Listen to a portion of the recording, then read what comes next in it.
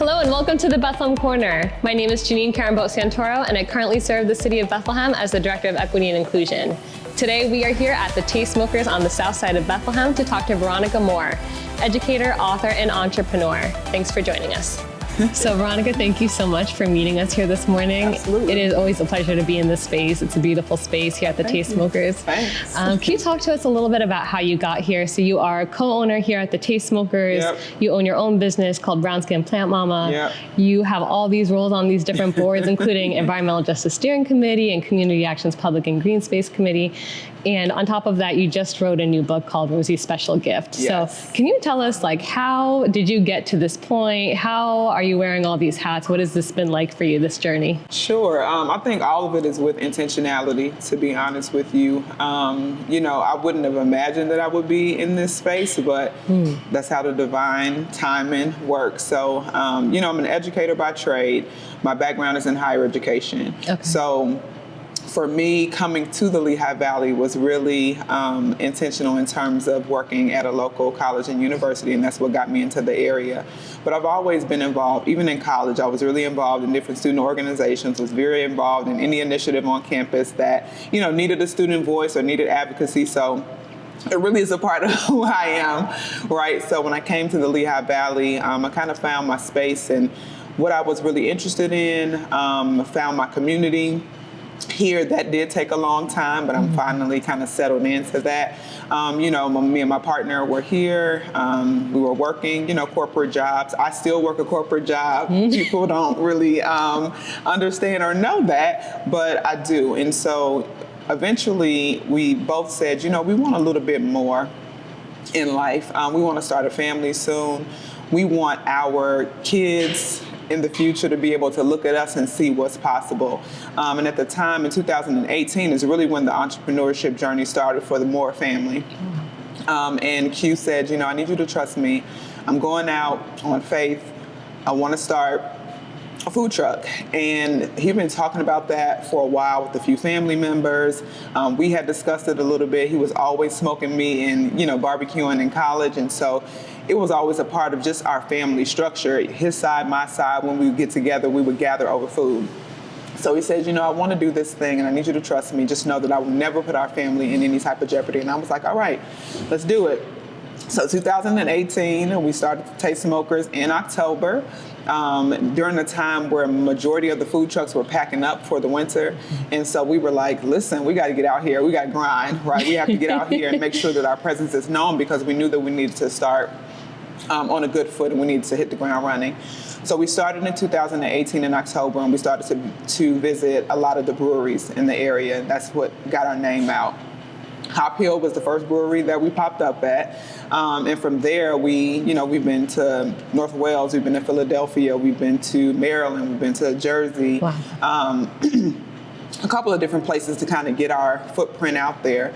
And in 2021, we were presented with an opportunity to open up a brick and mortar turnkey place. And so I was originally like, what? What do you mean?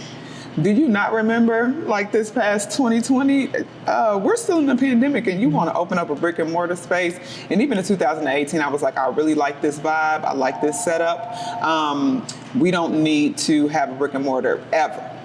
Yeah. And so Q was like, oh, I agree, And so because of the CADB at that time in 2021, they were allowing for businesses to take advantage of a commercial subsidy program. So you would find a place that was ready to be open as a restaurant or as any type of retail space. And that's not what we found. We were like, all right, we can't find anything that's turnkey. Everything that we find needs some work to it. So we went to look for a couple of different properties. We had a realtor or brokers to help us find spaces. So we came into this space. I was online one night and I was like looking at all these places and getting all the zones in which we could open up the space as it related to the guidelines of the subsidy. So I was like, man, I can't find a space. This is a lot of work. I don't know if we're going to be able to do it by the deadline that we need to have it done by.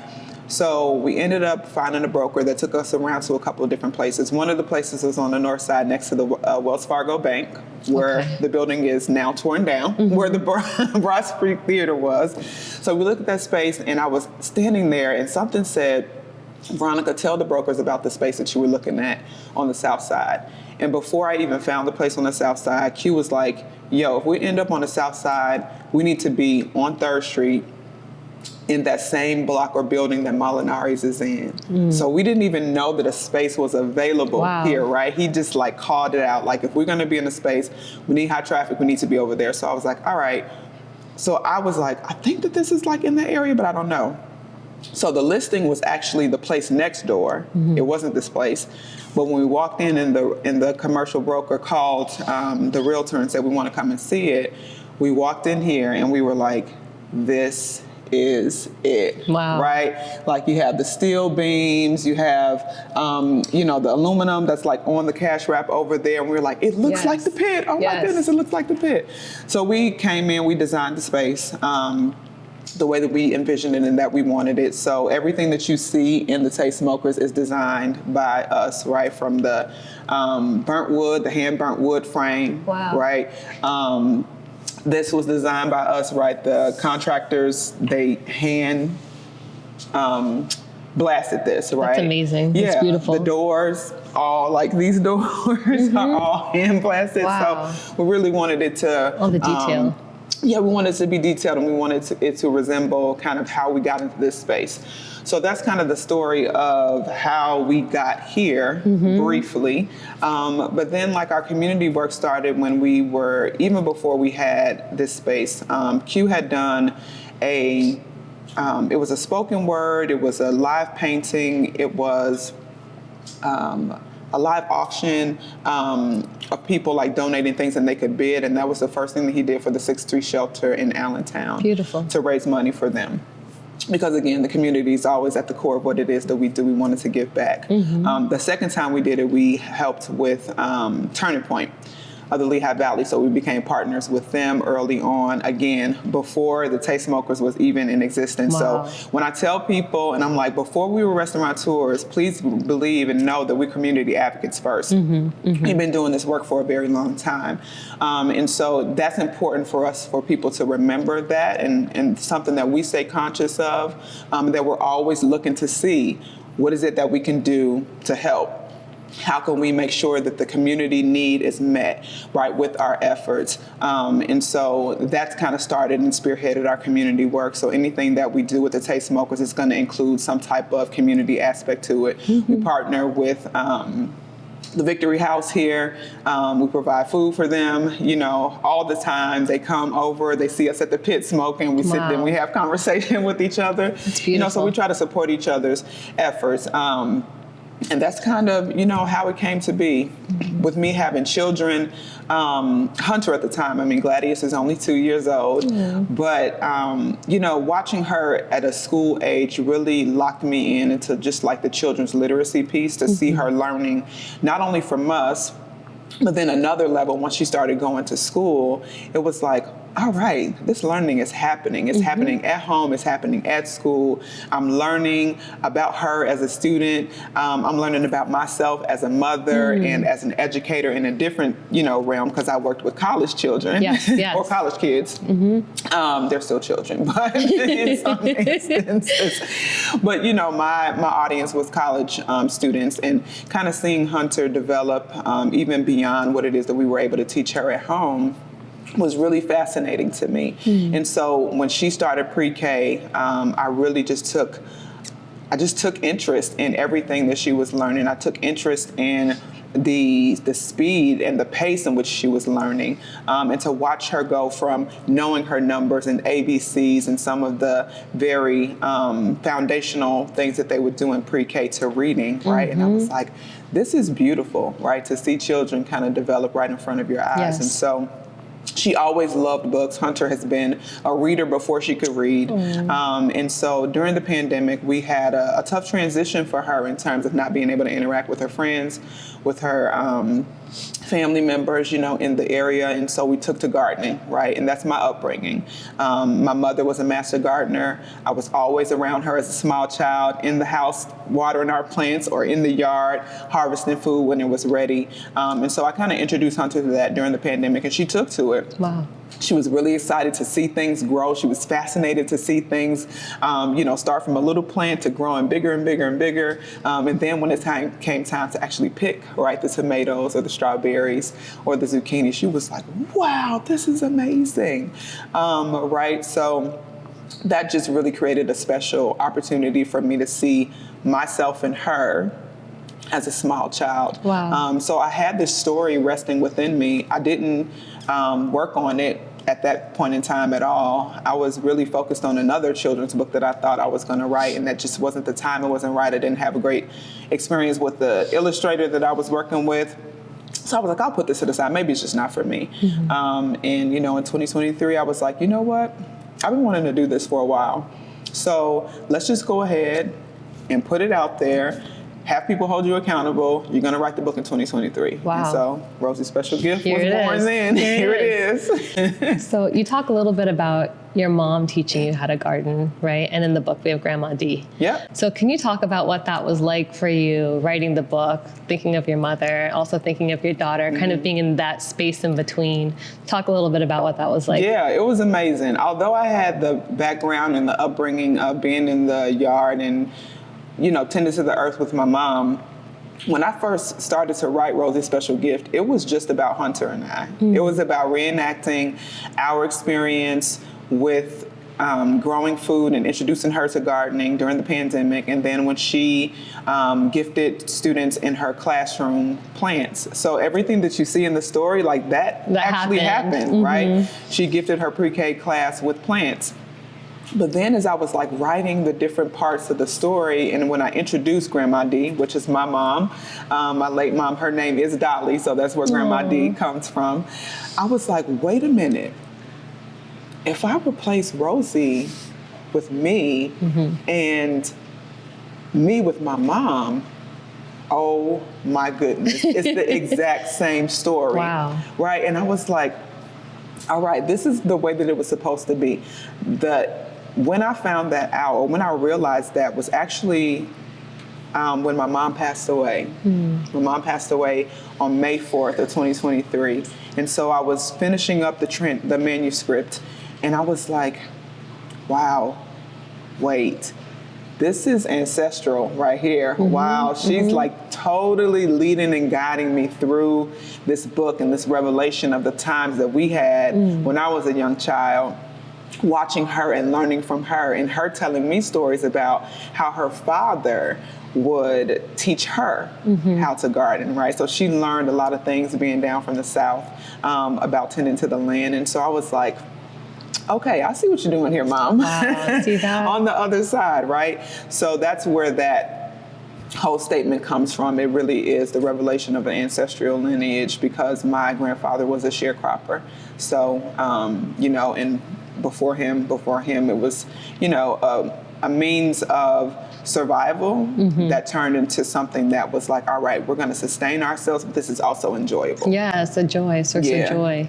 So I'm thinking of that lineage now and that history, right? Yeah. And so much of our history, it's not written, right? It's an oral history, or it's we pass it down through actions to our children. So can you talk to us about possibly the significance? I think you alluded to it on your social media, the significance of doing this during Black History Month here on the South Side, here in Bethlehem, or in the larger Lehigh Valley.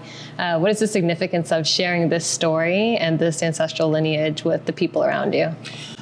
It's important because it gets lost, right? Not only the oral history not only the history of our families that get passed down orally because we don't have anything written, but when you think about Black history in general, there's a lot of things that are erased that people don't want to acknowledge in terms of inventors, right? In terms of originators, creators, right? Black folks has been tending to this land forever, right? We were brought to this land not according to their own personal will. Right. You know what I'm saying? So people need to understand that that's a real thing. You can't erase what was done, right? You can't erase history. You have to be very honest about history so that we cannot recreate, right? Anything that becomes like cyclical in terms of oppression, right? We have to continue to fight that every single day. That's right. So for me, it's important for people to understand and know about Black history and to celebrate it, right? Not just in February. All year long. You know, all year long. Black history is history, yeah. Black history is history. It absolutely is. It's a part of American history too. So we have to acknowledge that, and we have to celebrate, right, those wins. We have to celebrate those marvels, right, that we have as a part of our ancestry. And it's a part of everybody's ancestry, to be honest with you, right? Everybody needs to be able to accept that.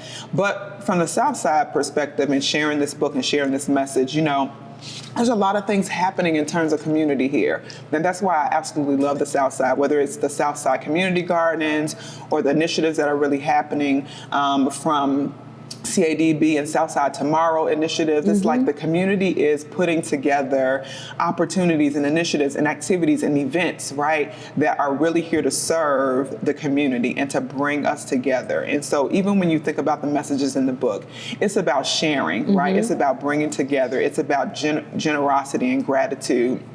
It's about giving. And I really do feel, you know, I'm biased. I live on the South Side. I started here on the South Side in 2007 when I moved here. Our business is on the South Side. I spent a lot of time on the South Side of Bethlehem, but I really do believe that our community is different, right? And the way that we come together is different. And when people come and feel that, they know what we say when we're like, Southside is the place to be. Yes. Right? Yes. So Southside Proud that's real, right? And I think that once people are able to kind of see and embrace that, they'll want to get in on what it is that we have special to offer too. Absolutely. For an upcoming event, also on the South Side of Venture X, and you're going to be with another really gifted author, Katara Jordan. Can you talk to us about what people can expect at that event? Absolutely. So it's during Black Children's Book Week, which is celebrated February 25th through March 2nd. It's always the Sunday, the last Sunday in February through that Saturday. So it kind of enters into March, which is Women's History Month. Yes. So excited about that. But we're really coming together to celebrate each other as Black children's book authors. But the real premise of what it is that we're there to talk about is the importance of Black children's literacy, the importance of Black children seeing themselves in stories, right? Being able to pick up a book, see characters that look like them, see messages that they can resonate with, and really celebrate that and talk about why it's important for that to continue. I think the percentage is probably somewhere around 5.93% of authors in the United States are Black authors. Wow. That's low. That's problematic. Yeah, that's low. Right? That's real low. So we want to be able to increase that. And what way can we increase that? We can show children that, guess what? You can be sitting in this seat too. You have a story that you want to write. Some of the children are illustrators, right? They're brilliant writers. You have the opportunity to also be in this seat as an author, and you don't have to wait until you're an adult to do that, right? So I'm even working with Hunter about some stories that she wants to put together. That's amazing. But it's really important for children to see themselves in books, and it's important for children who are not Black to see Black characters in books so that they get used to seeing people who are different than them being the main characters in books. And so I'll stop there because I can go on and on and on. Yes. But we will have a panel discussion. It's going to be led by an amazing and brilliant author as well. Her name is Shanita Hubbard. Okay. So we're really going to have an honest conversation, really talk about what needs to happen, talk about advocacy, talk about the importance of Black authors in this space, especially around children's literacy and learning. And I think that goes to our final question then, because it really is about giving agency and power to children and to people that are not always represented in the way that they should be represented, because it's not their voice telling the story. Absolutely. Right? So The last question is, what is some advice you would give to anybody in Bethlehem or beyond that they're trying to tell their story, they're trying to share their gifts the same way you have, and trying to find like that interconnectedness and those natural ways of putting forth what their talents are to meet the needs around them? What's your advice as someone maybe coming into Bethlehem, or even someone that's been here for a while, to be able to get in that space, to be able to do that? Yeah, for someone coming into Bethlehem, I think that it's important to find your community, right? I think that it's important to get out there and connect with people, to find events that, resonate with that particular individual. You don't want to go to events that pertain to nothing that you're interested in, right? But really taking the leap and saying, I'm going to get outside of my comfort zone and I'm going to go to this event. Even if I have to go by myself, I'm going to go to meet new people, right? And to figure out what's actually happening in the Valley. And sometimes that allows for people to see that there's a missing part of what's could be offered here, right? So they may have a particular niche that they can serve and that they can fill, and you only know that if you're out about and kind of interacting with people. And I think that for the folks who've been here for a while and looking for their, their voice and the courage, right, to just go ahead and step out, just take the leap. Somebody that you know is doing something that you admire and maybe that you want to do, and so ask them questions. Ask them, listen, I will need you to mentor me through this whole process. I've had so many people since I released this book ask me, how did you do it? I have a story that I want to tell, and I'm like, I am more than happy to share with you every single thing that I've learned through this self-publishing journey. And so just get out there, take the leap. That's for newcomers or folks who've been here for a while. Beautiful. Thank you so much for allowing us into the space this morning. Thank you for sharing your story with us, and this was really a gift for us, so thank you. Thank you.